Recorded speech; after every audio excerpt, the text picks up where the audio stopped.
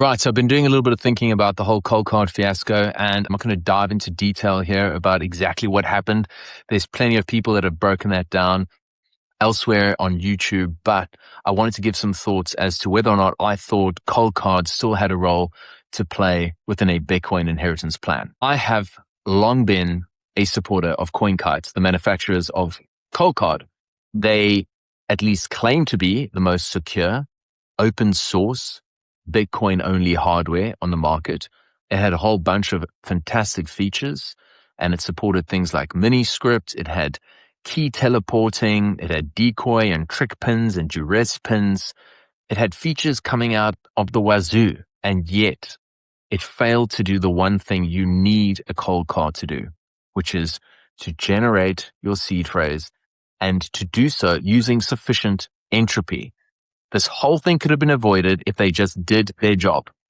And unfortunately, when it comes to reputation, it's the kind of thing that takes a long time to build up and that can be shattered in a moment. Funny thing is that NVK himself spoke about the importance of entropy in numerous interviews over the years. In fact, he was quite hostile towards any other hardware devices, claiming that their entropy was not sufficiently random.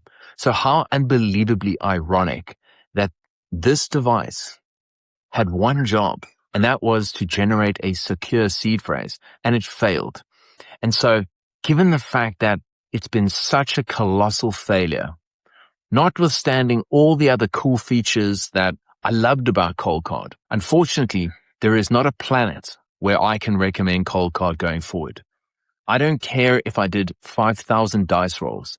I do not trust this device. I do not trust the manufacturer. And unfortunately, when it comes to securing my generational wealth, when it comes to protecting something as serious as my stored energy, which is represented through the Bitcoin that I've saved, that I've deliberately not spent, that I have sacrificed for, I'm not going to risk it and involve a Coldcard in anything going forward. I do have some thoughts about what a secure setup looks like for Bitcoin inheritance and self-custody going forward. Stay tuned for that video. But the TLDR is this device is now a paperweight. Goodbye, Coldcard.